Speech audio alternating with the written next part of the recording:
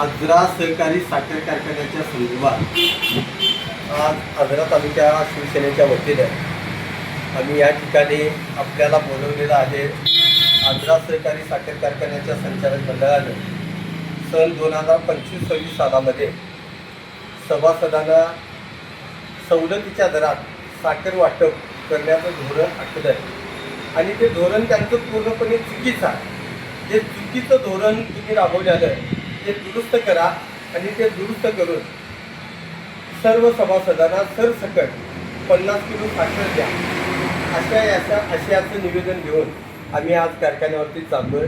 कारखान्याच्या एमडींचा रितसर प्रोटोकॉलप्रमाणे काम फोन करून आम्ही टायमिंग घेतलेला आहे आणि त्याने आम्हाला 12चा टायमिंग दिला आहे। त्या टायमिंगला आम्ही पत्र घेऊन चाललो। आज बघितलं तर कारखान्यानं 5000 शेअर्स असणारे 7000 शेअर्स असणाऱ्या सभासदांना साखर नाकारलेली आहे।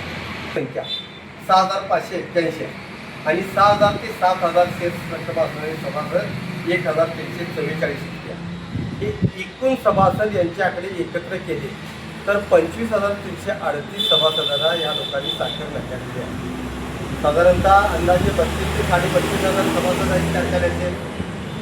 25338 वजा 32,000 वजा 5,000 25,338 जर केलं तर साधारणतः हे 7,000-7,500 सभासदांना सवलतीच्या दरात हे साखर द्यायचं यांचं धोरण आहे आणि ते पूर्णपणे चुकलेलं आणि फसलेलं आहे। हे फसलेलं धोरण दुरुस्त करा म्हणून आम्ही आज त्यांना निवेदन देतो।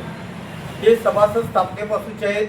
हे सभासद यांना मतदानाला चालतात, त्यांना वार्षिक सर्वसाधारण सभेला चालतात। यांनी पिकवलेला ऊस कारखान्याला गणितच घ्यायला चालतोय आणि याला साखर द्यायला चालत नाही, म्हणजे फार मोठी चूक आहे। आणि या लोकांना न्याय देण्यासाठी आज आम्ही खरोखर शिवसेनेच्या वतीनं आमच्या जिल्ह्याच्या बाकीच्या मंत्र्यांच्या आदेशाप्रमाणे आज आम्ही त्या ठिकाणी जातोय।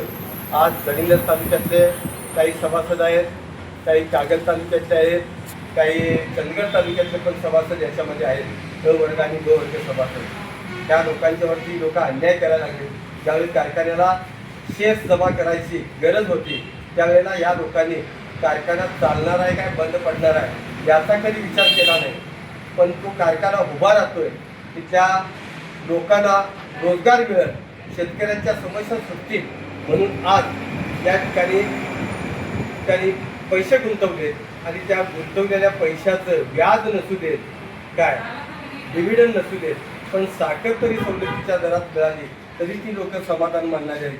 पण आज त्या लोकांचं या लोकांनी मतदान घेतलं आहे, त्यांच्या मतावरती लोक निवडून आले आणि त्याच लोकांच्या नरड्यावरती पाय ठेवायचं धोरण आखलं आहे। ते धोरण हरून पाडण्यासाठी आम्ही आज शिवसेनेचे उपजिल्हा प्रमुख आमचे राजेंद्र भाऊ सावंत, आमचे कार्यालय प्रमुख शिवसेनेचे या ठिकाणी संतोष पाटील, आमचे उपतालुका प्रमुख काकासूर देसाई इथं, आमचे सरपंच संघटनेचे पदाधिकारी दयानंद निंगरे माजी ग्रामपंचायत सदस्य आहेत, आमचे सुधीर जाधव आहेत, आमच्या बांधून शाखेचे प्रमुख, त्या सगळ्या मंडळींना आम्ही बरोबर घेऊन आज त्या एमडीला आम्ही निवेदन देणार आणि त्यांनी जर हे नाही ऐकलं तर आम्ही रीतसर कायदेशीर मार्गाचा पण अवलंब करू आणि प्रशासनाचा ज्युडिशियली ऑफिशियल या कारखान्याच्या बाबत या लोकांना साखर मिळण्यासाठी आम्ही पक्षाच्या वतीनं नेटानं पाठपुरावा करणार एवढंच या ठिकाणी आपल्याला नमूद करा। जय हिंद, जय महाराष्ट्र। ओके।